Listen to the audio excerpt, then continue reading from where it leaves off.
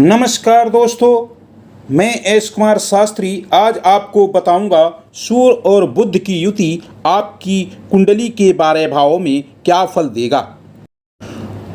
दोस्तों, अगर आपका कोई भी प्रश्न हो तो आप एस कुमार ज्योतिष संस्थान से कमेंट करके पूछ सकते हैं। दोस्तों, अब आते हैं सूर्य और बुध की युति, जिसे बुधादिति योग कहा जाता है। बुध और अदिति, अदिति माने सूर्य, इन दोनों के योग को बुधादिति योग कहते हैं। बुधादिति नाम से विख्यात यह योग अलग अलग भावों में अति विशिष्ट फल प्रदान करने वाला होता है। आइए जानते हैं 12 भावों में बुधादिति योग का फल। प्रथम भाव, जिसे लग्न भाव भी कहा जाता है। बुधादिति योग यदि लग्न भाव में हो तो बालक का कद माता पिता के बीच का होता है। यदि वृषभ, कन्या, तुला, वृश्चिक, धनु, कुंभ राशि लग्न में हो तो लंबा कद होता है। जातक का स्वभाव कठोर तथा वात पित्त कफ से पीड़ित हो सकता है। जिस जातक की कुंडली के प्रथम भाव में बुधादिति योग होता है, ऐसा जातक बाल्यावस्था में नाक, कान, आँख, गला, दांत आदि के कष्टों को सहना पड़ सकता है। प्रथम भाव में बुधादिति योग वाला जातक स्वभाव से वीर, क्षमाशील, कुशाग्र बुद्धि, उदार, साहसी, आत्मसम्मानी होता है। स्त्री जातक में प्रायः चिड़चिड़ापन और बालों में भूरापन भी देखा गया है। द्वितीय भाव, जिस जातक के द्वितीय भाव में यदि बुधादिति योग हो तो तार्किक व्यक्ति होता है। ऐसा व्यक्ति काफ़ी तार्किक व्यक्तित्व रखता है, लेकिन व्यवहार में शून्यता सी झलकती है। कई अभियंताओं, घूसखोरों एवं ऋण लेकर तथा दूसरों के धन से व्यवसाय करने वालों या दूसरों की पुस्तकें लेकर अध्ययन करने वाले लोगों में यह बुधादिति योग दूसरे भाव में देखा गया है। जिस जातक की कुंडली के दूसरे भाव में बुधादिति योग पाया जाता है, ऐसे लोग काफ़ी स्वार्थी हो सकते हैं। तृतीय भाव, तृतीय भाव स्थान पर यदि बुधादिति योग हो तो जातक स्वयं परिश्रमी होता है। तीसरे भाव में बुधादिति योग वाले जातक के भाई बहनों में आपसी प्रेम की कमी पाई जाती है। तीसरे भाव में बुधादिति योग वाले जातक की मौसी को कष्ट हो सकता है। ऐसे जातक थोड़े आलसी होते हैं तथा भाग्योदय के अनेक अवसर भी खो देते हैं।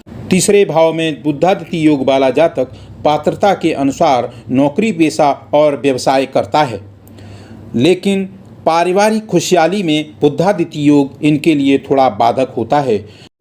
तीसरे स्थान में बुधादिति योग को अधिकतर विद्वान श्रेष्ठ मानते हैं, लेकिन 70% जन्मांक अंकों के अनुसार यह योग आज श्रेष्ठ नहीं माना जाता है। चतुर्थ भाव, जिस जातक की कुंडली के चतुर्थ भाव में बुधादिति योग होता है, ऐसा जातक अपनी आशा के अनुसार सफलता प्राप्त करने वाला होता है। ऐसे जातक संस्था प्रधान, तार्किक मति वाले, कुलपति, प्रोफेसर, इंजीनियर, सफल राजनेता, न्यायाधीश या उच्च कोर्ट के अपराधी भी बन सकते हैं।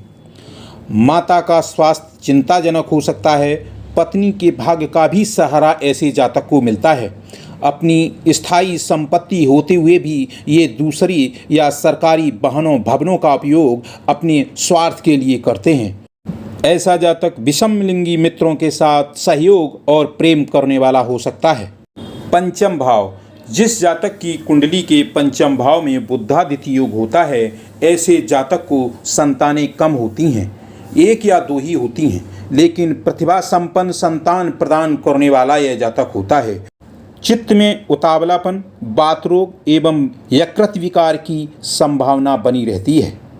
पंचम भाव में बुधादिति योग वाले जातक के घर में भाभी या बड़ी बहन से वैचारिक मतभेद हो सकते हैं।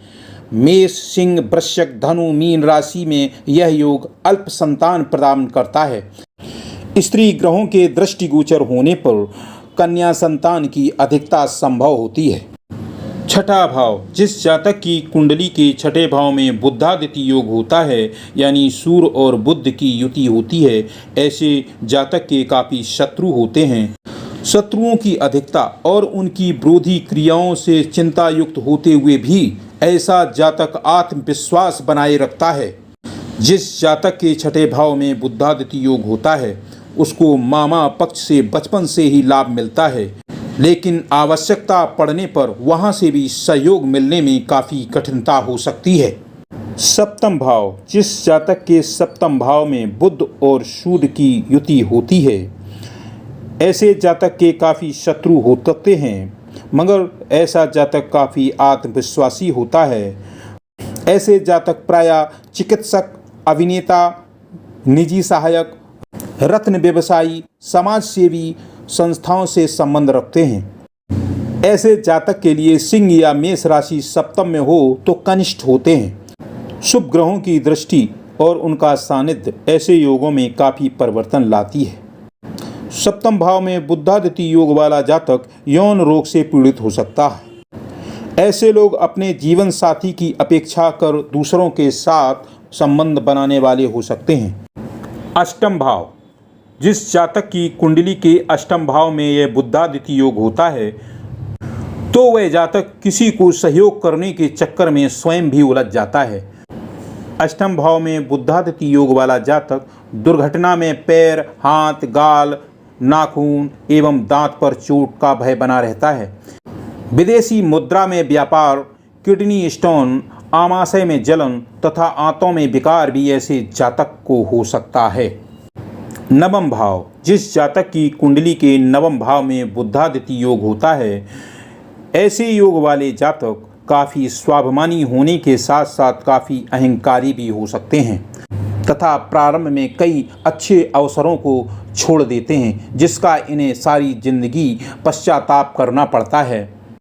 नवम भाव में बुधादित्य योग वाले जातक को कभी भी सुअवसर को छोड़ना नहीं चाहिए।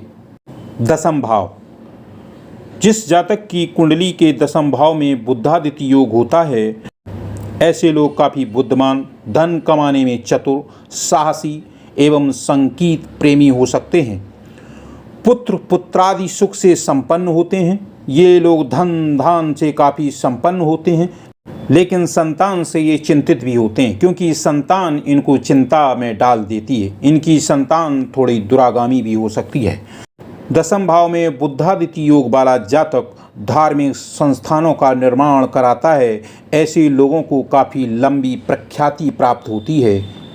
11वां भाव, जिस जातक की कुंडली के 11वें भाव में बुधादित्य योग होता है, ऐसे जातक यशस्वी, ज्ञानी, संगीत प्रेमी, विद्या प्रिय, रूपवान एवं धनधान से संपन्न होते हैं। ये लोक सेवा में लगे हो सकते हैं। ये नेता अभिनेता हो सकते हैं। ये सरकार में किसी ऊंचे पद पर हो सकते हैं। ये सरकार और अनेक प्रतिष्ठानों से धन प्राप्ति करते हैं।